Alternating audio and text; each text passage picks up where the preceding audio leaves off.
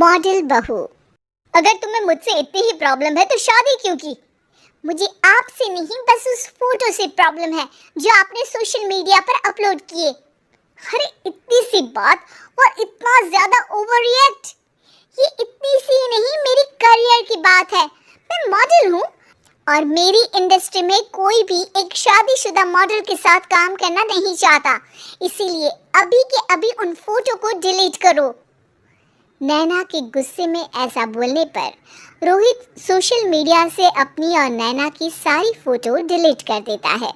नैना एक मॉडल है जिसकी शादी रोहित से होती है, पर उसे हमेशा हर चीज़ से पहले सिर्फ मॉडलिंग ही दिखाई देती है। इसीलिए वो इसके आगे अपनी शादी को भी कोई इम्पोर्टेंस नहीं देती। एक रात नैना तैयार होकर कमरे से बाहर निकलती है। अरे इतनी रात को ऐसे तैयार होकर कहाँ जा रही हो? Night club. बहू, इस तरह रात भर घर की बहू का बाहर रहना सही नहीं है। ओ प्लीज, ये छोटी थिंकिंग आप अपने पास ही रखें। मेरे प्रोफेशन में night club and parties normal है। ऐसा बोलकर नैना घर से बाहर निकल जाती है और रात भर पार्टी करने के बाद अगली सुबह घर वापस आती है, जहाँ उसकी सास सुबह सुबह घर की सफाई कर रही होती है। ओहो मम्मी, आप तो बहुत जल्दी उठ जाती है। चलो अच्छा है, मैं चली सोने। जब पूरी दुनिया के उठने का समय है तब तुम्हें सोना है। भला ये भी कोई घर वापस आने का समय है? नॉट अगेन मॉम, मैं आप और आपकी इन बातों से टायर्ड हो गई हूँ। अगर आपको ये सब सहन नहीं करना था तो रोहित की शादी एक मॉडल की बजाय किसी साधारण लड़की से करानी थी ना। सास को ये सब बोलकर नैना सोने चली जाती है, जिसके बाद वो सीधा शाम को कमरे से बाहर निकलती है तो देखती है कि उसकी सास और रोहित बैठे बैठे खाना खा रहे हैं। नैना भी उन्हीं के साथ डाइनिंग टेबल पर जाकर बैठ जाती है, जहाँ सारा तेल वाला खाना देखकर वो गुस्से में भड़क जाती है। ये सब क्या है मॉम? आपको पता है ना कि मैं एक मॉडल हूँ और मुझे अपना फिगर मेंटेन करने के लिए हेल्दी फूड ही खाना होता है, नॉट लाइक यू। फिर भी आपने सारे खाने में तेल ही तेल भर दिया। बस नैना, बिल्कुल चुप।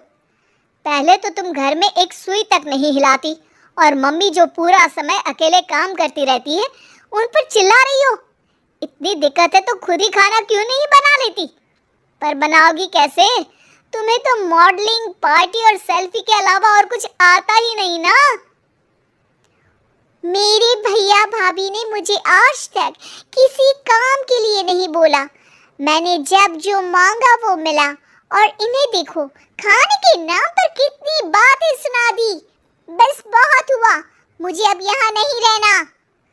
नैना गुस्से में तुनकते हुए बैग पैक करके घर छोड़कर अपने भैया के घर पहुंच जाती है, जहां उसकी भाभी खुशी से नैना का स्वागत करती है। अरे क्या है नैना, ना कोई खबर ना रोहित साथ में, अचानक कैसे आना हुआ? मैं तो उस घर को हमेशा के लिए छोड़ आई, दोबारा कभी वहां वापस नहीं जाऊंगी। ऐसा बोलकर नैना घर में आकर मजे में सोफे पर बैठ जाती है, जिसके बाद अब वो पूरे ठाठ बाट से अपने मायके में रहने लगती है, जहां उसकी भाभी सारा काम करती और नैना अपने मॉडलिंग प्रोजेक्ट करते हुए बस मौज में बैठकर खाती। नैना, आखिर बताओ तो सही कि तुम्हारे ससुराल में ऐसा क्या हुआ जो तुम्हें घर छोड़ना पड़ा? बस उन्हें मेरा लेट नाइट पार्टी जाना और कोई काम ना करना पसंद नहीं था, तो मैंने वो घर छोड़ दिया और यहाँ आ गई। नैना की बात सुनकर उसकी भाभी हैरानी से उसे देखने लगती है, पर कुछ बोलती नहीं। इसी तरह कुछ समय बीतता है और देखते ही देखते अब नैना के पास मॉडलिंग के प्रोजेक्ट्स आने कम हो जाते हैं, जिससे नैना बहुत परेशान रहने लगती है।